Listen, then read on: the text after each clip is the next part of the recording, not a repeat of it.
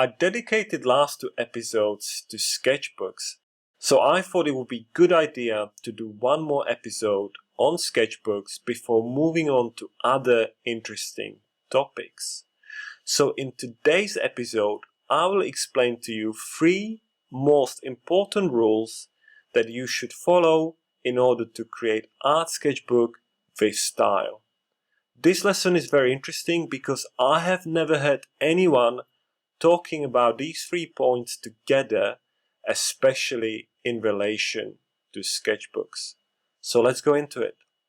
Before we begin, let's do a very quick recap because these episodes on sketchbooks are connected with each other.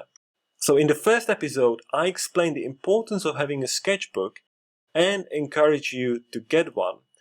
And I've actually received very positive feedback from a few people that have already watched this, who got their new sketchbook or thinking about getting one soon, which is absolutely great news. So thank you guys all for, coming back to me and giving me positive feedback. Now, additionally, in that episode, there was a very simple message highlighting that the best and most of all successful students have art sketchbooks when they apply to study art, design or architecture at the best universities. And that is a simple statement.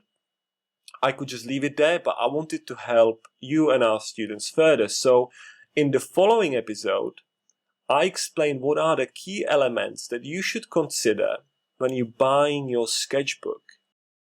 So we talk about things like format, paper, binding and other elements. And I also said that you don't have to spend too much money on art tools and supplies in order to create a professional looking and stylish sketchbook. So I listed the art tools that I would recommend you getting while keeping the costs low. So if you're interested in hearing more about those, definitely I would recommend watching these 2 episodes. Now, what are the sketchbooks for? We usually use them for developing ideas and concepts and then turning these ideas and concepts into sketches so we can visualize our final product, our final drawing or our final painting. And this is called the thinking process. In other words, the best sketchbooks show the thinking process behind each project or each artwork. Now, I've already done an episode where I explain what thinking process is and how you can do it. And I'm going to take one of the pages from my sketchbook that I showed you in that particular episode on the thinking process. And this is the page. This is one of the 6 sketchbook pages I did for the project in which I was explaining the thinking process. And before I started working on my final artwork, my final drawing, I did these 6 pages to come up with my final design. And when I worked in my sketchbook on this page and the other pages, I had 3 particle rules in mind. And today I want to talk to you about these 3 rules that should help you to create a stylish and a professional looking sketchbook with ease. So the rule number 1 is that every page should look like a final artwork.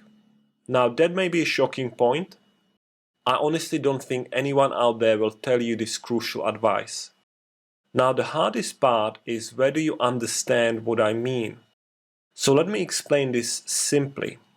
The page needs to look like a finished painting or finished drawing. So if you cut it out from your sketchbook, you could frame it and you could hang it on your wall.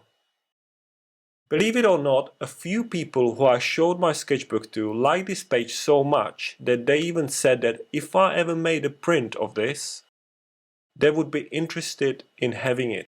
And it needs to have this kind of effect. That is the ultimate goal. So how can you achieve this? Well, you need to think like an artist. So ultimately, what you're trying to do here is you are composing an artwork, which leads me to the rule number 2, which is composition. Because you should pay extra attention to composition. I think this point is a little bit more obvious because composition is key for anything art related, like, I don't know, like graphic design, interior design, animation, and so on, for everything. And when I talk about composition, I mean the placing of my sketches and text on the individual sketchbook pages. Notice that I worked on the whole page. There are no large blank areas. It looks finished. There is also essential composition for the sketches. And lastly, I consciously thought about composition of the text on this page. So there is a title that is essentially placed at the top, and there is a little quote placed around the sketches at the bottom of the page. And I'm not saying that you need to do the composition in the same way I have just shown you. I am saying you should consciously think about it when you work in your sketchbook. There are 1,000,001 ways how you can compose an artwork. And notice that I'm using purposely the word artwork. So which brings me back to my rule number 1, that every page needs to look like a final artwork. Another way to achieve this is to use a title on each page. So the rule number 3 is to give your page a title. Give it a heading. That basically means the same thing. Why? Because it gives the page a purpose. Now here the title of this is, what did I really enjoy doing as a kid? And the sketches beneath this title show you what I enjoyed doing as a kid. The title and sketches are connected. They complement each other. They tell the viewer the same message. They tell the viewer the same story. One is written as a text and the other is shown in sketches.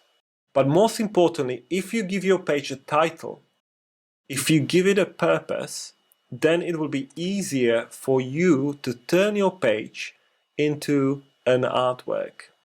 So you could easily substitute the word title for purpose. Because if the page has a purpose, then you know what you're doing, then you know what you're trying to achieve. In other words, you know what the page is about. I also use text in the bottom of the page where it says my sketchbook, my playground. You could potentially think of it as a quote or subheading, it doesn't really matter. But it was something I thought of as it was related to the whole project. And I actually added this line or added this text much later when the page was already finished, or I thought it was finished. And again, when I was adding the text, I considered the overall composition of the page before writing this quote down in my sketchbook. So I wouldn't break or disbalance the overall composition of this page. So the page would keep looking like a final artwork. So obviously there are many other useful rules that I could think of or talk about, but these 3 are probably the most important ones that you should consider every time you open your sketchbook. I'm not saying that every page in your sketchbook will look like an artwork. No, I'm saying that, there always will be perfect composition on each page. I'm definitely not saying that you should give a title to every single page. But truthfully, these rules need to be part of your DNA. They need to be part of your inner setup. And I can 100% hear you saying this. I can hear you saying, sketchbooks with rules, art with rules. Is this guy serious or is he just joking? Sketchbooks are supposed to be messy. You should doodle in them. There should be free expression, freedom, no rules. But I am 100% serious. Because the best artists or designers, they do this intuitively. It is already in them. Most of them have been nurtured and led by their art teachers or their childhood environment to do this from a very, very young age. So they're already doing these three things using their intuition. So even when they sketch, their sketches look like artworks. There is an emphasis on composition and the pages usually have a purpose. But for majority of people, like 99.9%, this is not the case. So the only way for you is to learn doing this. And this leads to ultimate question, how? Well, now you know about these rules, you know what they are, you know what they mean, so you have to put them in practice. That means that you need to start actively using them. So next time you open your sketchbook, you should consciously think about these three rules. Even if you forget to do it in the beginning, then try to refocus on it while you're working in the middle of the page. Only through constant practice, conscious repetition, these rules will become part of your DNA.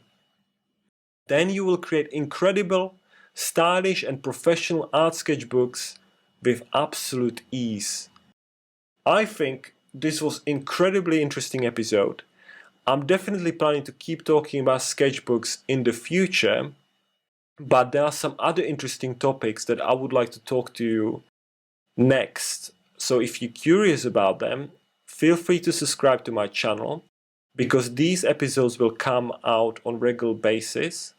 And if there is a topic that you would like me to cover, or you have a question on something, then please feel free to leave it in the comments below. I always enjoy nice positive comments, so you can leave that too. And hopefully I will see you next time. Bye for now.